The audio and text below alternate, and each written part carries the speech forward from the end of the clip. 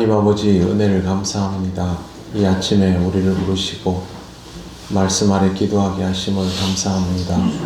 오늘도 하나님 주신 말씀을 따라 기도의 자리로 나가며 하나님 아버지의 뜻을 기억하는 이 시간이 되게 하옵소서.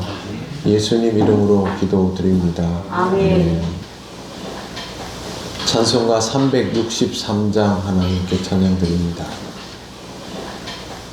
내가 깊은 곳에서 주를 불러 아뢰니 주여 나의 간구를 들어주심 바라고 보좌 앞에 나가니 은혜 내려주소서. 주가 죄를 살피면 누가 능히 서리요. 오직 주만 모든 죄 용서하여 주시니 주님 앞에 떨면서 용서하심 빕니다. 파수꾼이 새벽을 기다리고 바라듯 나의 영혼 주님만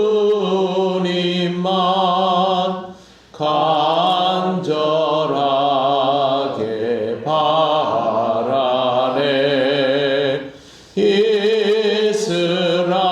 이스라엘 백성아 주를 바라보아라. 주의 크신 은혜와 그의 능력 바라라. 주의 깊은 은총에 우리 구원 있으니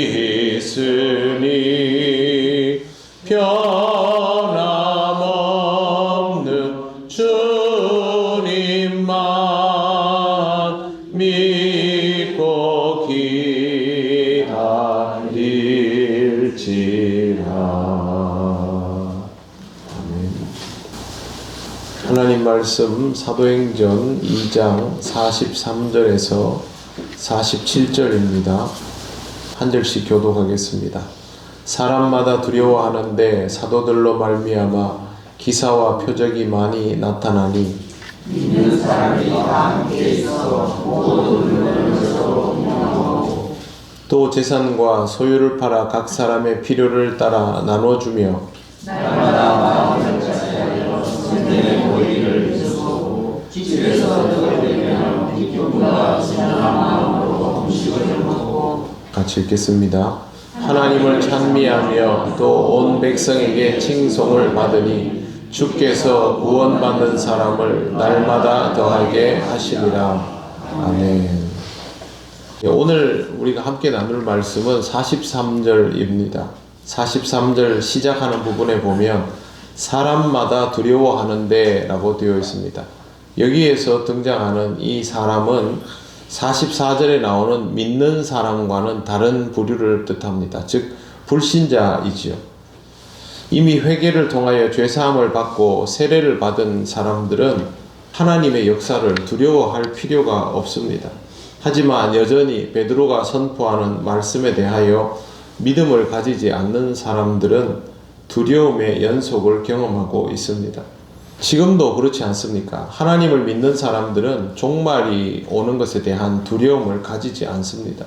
하지만 하나님을 믿지 않는 사람들은 종말을 두려워합니다. 저는 이 부분을 볼 때마다 참 의아합니다. 하나님을 믿지 않는다면 종말에 대한 두려움을 뭐하러 가집니까? 어차피 하나님이 없다라고 생각한다면 하나님께서 늘 경고하시는 종말에 대하여서도 걱정할 것 없지 않습니까? 그런데 하나님은 믿지 않으면서 세상에 종말이 올 수 있다라는 두려움은 항상 가지고 갑니다. 종말을 믿고 사는 것이죠. 어차피 눈에 보이지 않는 것은 믿지 않겠다라는 심산이면 종말에 대한 두려움도 가질 필요가 없습니다. 그냥 한번 사는 인생인데 하고 싶은 대로 살겠다. 차라리 그게 일관성이 있죠. 하나님은 보이지 않기 때문에 믿지 않겠다라고 하면서 오지도 않은 종말을 두려워하면서 올 것처럼 믿고 무서워하는 것은 앞뒤가 맞지 않습니다. 종말이 그렇게 두렵고 염려가 된다면 종말의 주제일 수밖에 없는 창조주 하나님에 대하여 의식하여야 합니다. 2018년 크리스마스 이브에 한겨레 신문에 특이한 기사가 하나 올라왔습니다. 제목은 인류 종말을 겨누는 10가지 인간이 쏜 화살인가인데요. 여기에 보면 종말을 야기할 수 있는 10가지 가능성에 대하여 기록을 해두고 있습니다. 그냥 기자가 마음대로 이야기한 게 아니라 스웨덴의 그 글로벌 챌린지 재단이라고 있는데 이 재단은 인류가 10% 이상 죽음에 이를 수 있는 그런 원인들에 대해서 연구하고 조사 발표하는 그런 기관입니다. 여기에서 인간에게 종말을 야기시킬 수 있는 10가지를 소개해 뒀는데 제가 간단히 말씀드리겠습니다. 첫 번째는 핵전쟁입니다. 핵폭탄 터지면 반경 4km 안에 있는 생명체는 90% 정도 죽습니다. 두 번째는 생화학전입니다. 제조 비용이 핵보다 훨씬 싸기 때문에 선진국이 아니라도 얼마든지 보유할 수 있고 살상 피해는 더 클 수도 있기 때문에 시도의 가능성이 상당히 높습니다. 세 번째는 기후변화입니다. 이미 온실가스나 홍수, 가뭄, 여러 가지 기온 형태로 인해서 우리는 이거에 대한 염려를 좀 합니다. 네 번째는 생태계의 붕괴입니다. 먹이사슬 중에 하나가 빠지게 되면 거기에 따라서 연쇄적으로 멸종할 수 있기 때문에 굉장히 이게 위험성이 높다고 하는데 1970년대 이후에 척추동물의 개체수가 무려 58%나 감소를 했습니다. 분명히 아주 큰 요인이 될 수 있죠. 다섯 번째는 전염병인데 이 기사가 나가고 그 다음 해에 바로 코로나가 발병을 했습니다. 코로나 사망자 얼마인지 잘 모르시죠? 집계된 것까지가 지난 9월 4일까지가 690 몇만 명이었습니다. 지금은 한 700만 명 정도로 추산이 됩니다. 여섯 번째 소행성의 충돌입니다. 12만 년 만에 한 번씩 일어난다. 보통 그렇게 하는데 이게 대부분 비껴가죠. 근데 과학자들이 공룡이 멸종한 이유 하면서 소행성 이야기를 꼭 꺼냅니다. 정말 소행성이 충돌하면 몇억 명 정도가 죽을 수 있습니다. 일곱 번째는 화산 폭발입니다. 화산 폭발 그 자체보다 화산으로 인하여 연쇄 반응이 일어나고 지진이 일어나고 대기가 오염되면 더 심각할 수 있습니다. 다섯 번째는 지구공학입니다. 성층권에 에어로졸이라는 걸 쏴가지고 태양으로부터 오는 빛과 열을 우주로 돌려보내는 그런 일을 합니다. 연구를 하는데 이런 게 이제 우리에게 필요한 무한 에너지를 개발하는 이런 식의 시도인데 이런 것들이 잘못하면 지구에 변화를 줄 수 있습니다. 아홉 번째는 인공지능입니다. 영화에 가끔 보는 그 인공지능이 인간을 지배하고 그런 이야기들을 우스갯소리로 넘기는 경우도 있지만 인공지능이 스스로 진화하고 학습하기 때문에 이 부분도 늘 우려의 대상입니다. 열 번째는 아직도 등장하지 않은 잠재적인 가능성들입니다. 이건 우리가 예측 못하는 변수까지도 다 포함하는 것이죠. 이런 것들이 두렵다라고 합니다. 핵전쟁이 일어나면 인류가 멸망할 수도 있고 아닐 수도 있습니다. 다른 9가지 것들도 마찬가지입니다. 그것이 그런 일들을 일으킬 수 있는 가능성이 있다라는 것이죠.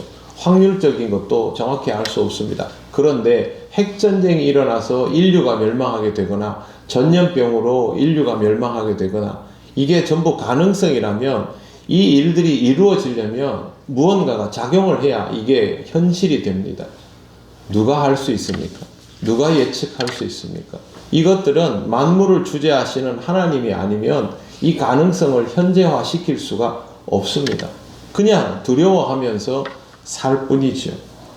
그래서 종말이 두렵다면 종말 현상을 염려하고 그 가능성을 계산하고 할 것이 아니라 그것을 현실적으로 야기시킬 수 있는 대상에 대한 의식을 하는 게 우선이죠. 하나님을 볼 수 있어서 믿는 게 아니지 않습니까? 인간이 하나님을 의지할 수밖에 없는 불완전의 대상이기 때문에 창조주이신 하나님을 찾고 또 찾는 것이죠. 여러분, 하나님을 불신하면 세상에 있는 모든 것들을 두려워하고 불신하며 살아야 합니다. 삶 자체가 힘들고 고통스러워지는 것이죠. 신앙이 있는 사람과 없는 사람의 차이를 한번 보십시오.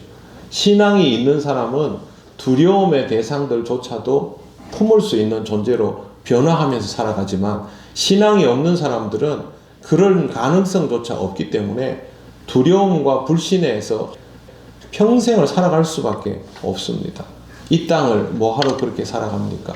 나를 만드신 이가 누구인지, 이 세상은 어떻게 만들어졌는지, 이 세상에서 인간이 할 수 있는 모든 시도들을 뛰어넘는 무한한 가능성들은 어떻게 해서 이렇게 우연이 아니고 필연이 되어 가는지를 조금이라도 더 의식한다면 결국 창조주 하나님을 찾을 수밖에 없습니다. 이 땅은 하나님이 만드셨습니다. 하나님이 주재하시고 섭리하시고 우리가 이해할 수 없는 모든 것들의 고리를 하나님이 맞추며 우리에게 역사하여 주십니다. 여러분의 삶에 우연만 있습니까? 아니면 우연이라고 느꼈던 알고 보니 필연이었던 것들이 가득합니까? 후자 아닙니까? 그렇다면 여러분의 인생에 역사하시는 또 만물을 주재하시는 창조주 하나님을 늘 의식하시기를 바랍니다. 아멘. 하나님은 두려움의 대상이 아니라 믿음의 대상입니다. 아멘. 하나님을 믿음을 통하여 세상의 모든 것들을 두려움 없이 평안히 바라볼 수 있다는 것을 기억하시고 오늘도 하나님과 동행하는 하루가 되시기를 바랍니다. 아멘. 기도드리겠습니다. 하나님 감사합니다. 참으로 미천한 우리들을 만드시고 품으셔서 존귀하게 하시고 하나님의 형상대로 살 수 있도록 길 열어주신 것을 감사합니다. 우리의 시대는 짧지만 하나님께서 영원히 역사하시며 우리 모든 인류를 이 땅에서 만물의 영장으로 살게 하시고 또 만물을 다스리고 운용할 수 있게 하심을 감사합니다. 우리에게 주어진 하루하루의 삶을 살아가면서도 항상 하나님을 의식하게 하시고 우리 삶에 일어나는 모든 것들이 우연이 아니라 필연임을 깨닫고 인정하는 믿음의 삶이 되게 하여 주옵소서. 오늘도 하나님과 함께 할 수 있음에 감사를 드리며 예수님 이름으로 기도드립니다. 아멘. 하늘에 계신 우리 아버지, 아버지의 이름을 거룩하게 하시며 아버지의 나라가 오게 하시며 아버지의 뜻이 하늘에서와 같이 땅에서도 이루어지게 하소서. 오늘 우리에게 일용할 양식을 주시고 우리가 우리에게 잘못한 사람을 용서하여 준 것 같이 우리 죄를 용서하여 주시고 우리를 시험에 빠지지 않게 하시고 악에서 구하소서. 나라와 권능과 영광이 영원히 아버지의 것입니다. 아멘.